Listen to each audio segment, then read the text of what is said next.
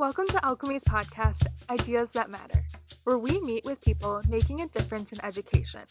In today's episode, Julia Winter sits down with Hi Mac, the creator of Chemix, an online editor for drawing science lab diagrams and school experiment apparatus. Hi, I'm Julia Winter, and today in our podcast, we are talking to Hi Mac, who is the creator of Chemix. And so first, Hi, just tell us who you are and tell us a little bit, just a snapshot of what Chemix is.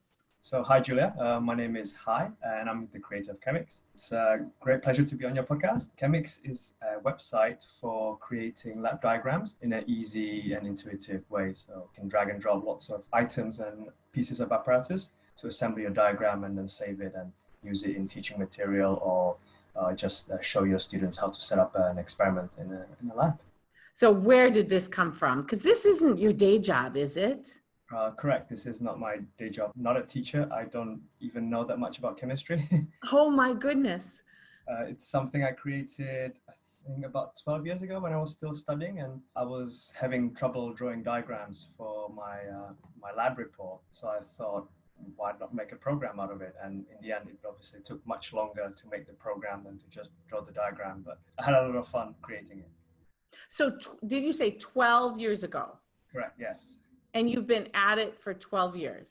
Not the entire 12 years. I created it 12 years and then put it online, and then just left it dormant for about 7 or 8 years. And then I came back and I saw that people were using it. So I started slowly upgrading it because of the 8 years, the technology has moved on, and what I was using at the time was kind of getting outdated. So I've been working on it probably the last 3 years or so. So did you have to completely convert the code to a new code base? Absolutely. I think that's what I did last year in 2019 is I rewrote it from Flash, which what it was written in originally, to HTML5 so that it can grow into the future. I think Flash is on the way out and lots of browsers are not supporting anymore. So I saw a drop in the number of users. So I thought I have to do something about it. Wow. Well, I came across it on Twitter, and there's a couple of the people I follow on Twitter who is making beautiful GIFs, and even not just building lab diagrams, but even like teaching exercises and things like that. And I think it's really, really pretty. It matches my style. So I would have put it totally into my teaching. Now, tell me, where did you get your ideas for like the design? Where did that come from? Are you talking about design in terms of the interface or the actual? Well, either or. I mean, actually, let's do both the interface and then the graphics, or either one. Sure. I can start with the interface. So originally the app was in Flash, so it had actually a terrible interface. I think it was at the time, cool thing was kind of 3D looking buttons with like shading and gradients. So I think it was a very busy interface when I first created it. And when I came back to it, then I decided to go for something more muted. Kind of like when iOS switched from sort of skeuomorphic design to more flat design. I think at the round time I was inspired by that and made it more sort of flat and make it kind of less exciting so that the content can really stand out rather than in terms of the design itself. I'm not really a designer by trade, so I just drew, to be honest, I just drew the simplest shapes I could, and then I recreated those in HTML5, and that's kind of what stuck. What do you use to draw? Like, what tools do you use to draw? I actually draw in code, so it's all drawn by hand actually. So for example, if I look at a beaker, the way I created the beaker was consider what the codings would be for the individual point, and then I write that in code, and then it shows up on the screen. So it's a lot of iteration, sort of back and forth to see if it looks right. The disadvantage is that you can't really see immediately what you're drawing. It's not kind of like Photoshop where you immediately have feedback of what it is you're creating, but you have to write the code, then run it and then see if it's correct, and then go back and forth. The advantage is that you can reuse a lot of stuff. So for example, the beaker, I can only draw one side and then mirror it. And then lots of pieces of apparatus are actually drawn this way. I just draw one half and then call a routine, which then flips it and creates the other half, and that's it. So I saw a recent tweet about clamps. Like, which clamps do you use? Am I correct? Yeah, so the latest one was an addition funnel. Okay. I've never seen one in my life. when I was creating that one, I had to ask someone, what is it used for? Like, how big is it? And like, what sort of options would they like to have on it so that I can create those options, because I've never used one in my life. That makes sense. You've had to learn about chemical apparatus. So people you don't know can make beautiful diagrams of this apparatus. Is that correct? Of things I've not seen yet in my life. Never seen it in your life. I can obviously find them on Google Images, but I've never held one or seen it in real life. Oh, that's really cool. So I have to ask, so with the addition funnel, let's look at the addition funnel. How long from start to finish does it take you?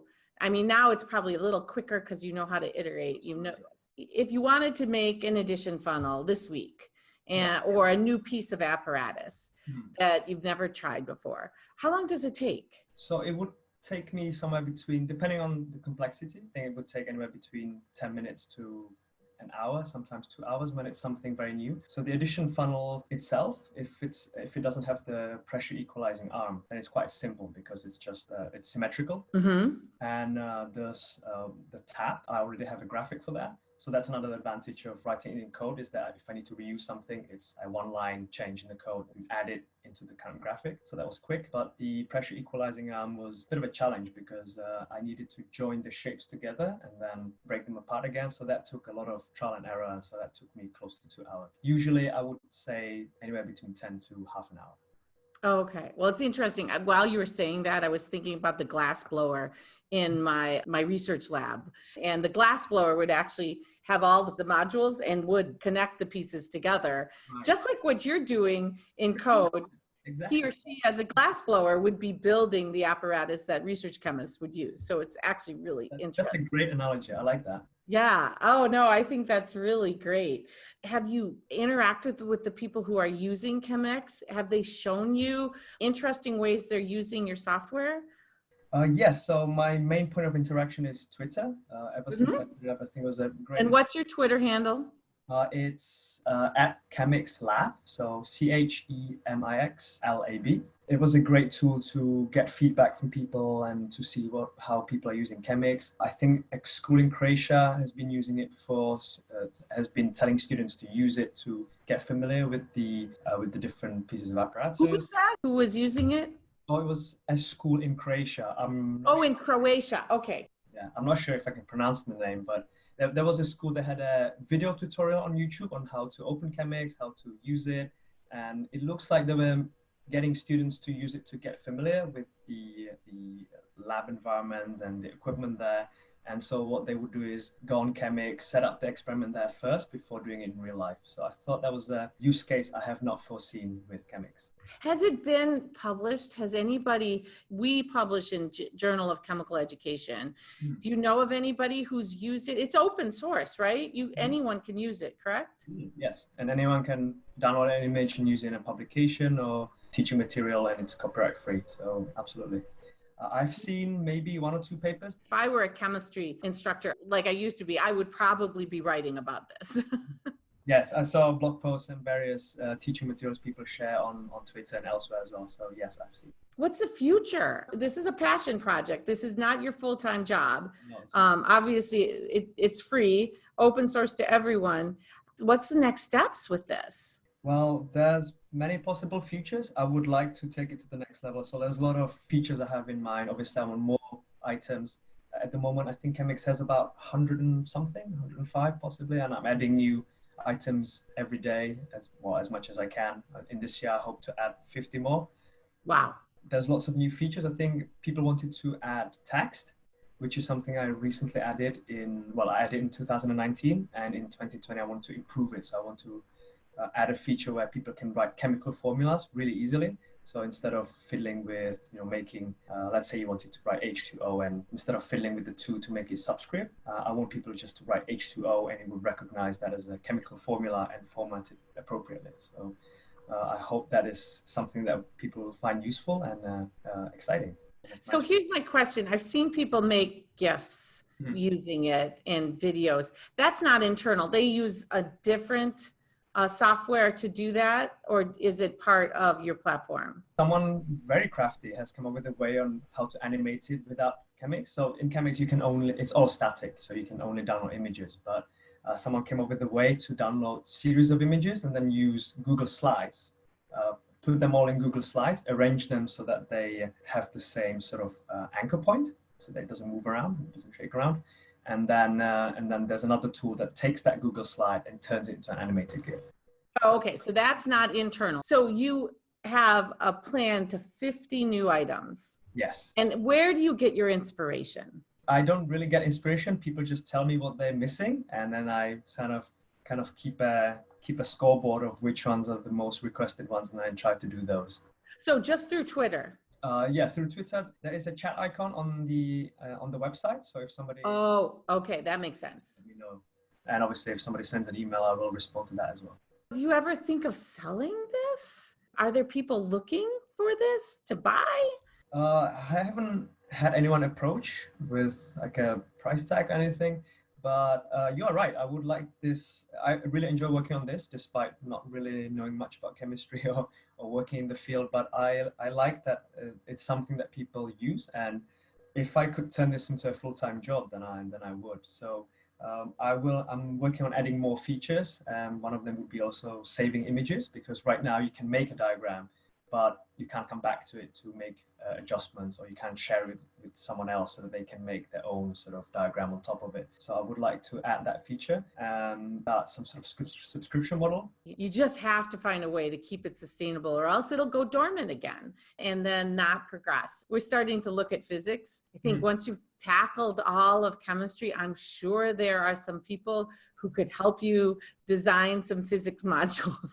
I think there's so many things you can do with this. There's a hole in the marketplace. I know ChemDraw has apparatus, and they're nice and everything, but it just doesn't have the same kind of intuitive feel that rearranging things on your Chemix website does, because ChemDraw does certain things super well. And then this is all focused on those diagrams of apparatus that, you know, I remember just drawing it in some of my lab books, and it never looked that good. And you do have this really flat look. Have you thought about 3D version of Chemix?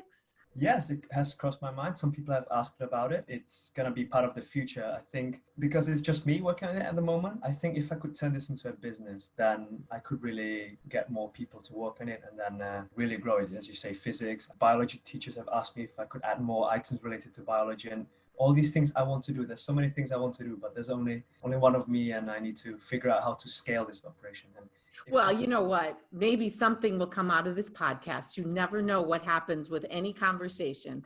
I've learned that over the last 6 years of building Alchemy, is that you never know where one conversation will lead you. And this is now, look at me. I 20 years in the classroom, and now I'm running a startup.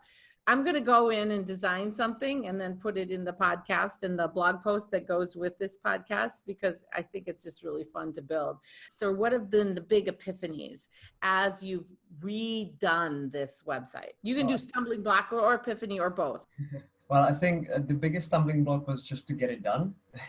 I think it was something I was putting off for a while because it seemed like a big undertaking. I think because it's not my main, it's a passion project, as you say, something I do in the evening. So in the very early mornings during the week and on the weekends, it's been difficult to keep yourself motivated. What has helped me a lot is actually the Twitter account, seeing people liking my posts and really enjoying using Chemix and engaging with it. I think that has kept me going and actually completing this big migration, because I've been trying to migrate it for a while, but last year I felt like it was the right time, and I put the effort in to get it done. I think it's really fascinating to have somebody not from the chemistry world solve a problem in chemistry that I knew existed as a high school teacher. I gotta give it up to you. I think this is great. And this helps you through some of the low points of motivation. If me telling you this is an amazing website, an amazingly useful website, I'm just really excited about what you've built. And you should be so proud of yourself. I've been humbled by the feedback, and I'm learning more about biology and chemistry and these things so that I can build Chemix to be even better. So it's been a great journey, and I hope it continues. With that, I think that's the end of the podcast. What a great discussion with Mac, the creator of Chemix.org. And we will put all the URLs and the Twitter handles on the blog post that goes with this. And thank you very much for talking with us today. Thank you, Julia. Thank you for the opportunity. Thank you for listening to Ideas That Matter. Join us for next week's podcast as we talk to Andy Brunning of Compound Interest. Be a part of our growing community. Join the discussion and follow us at Learn Alchemy on Instagram and Twitter. This podcast was created and published by Alchemy, edited by Liz Gross, produced by Tiffany Jones, and narrated by Jonna Manchester.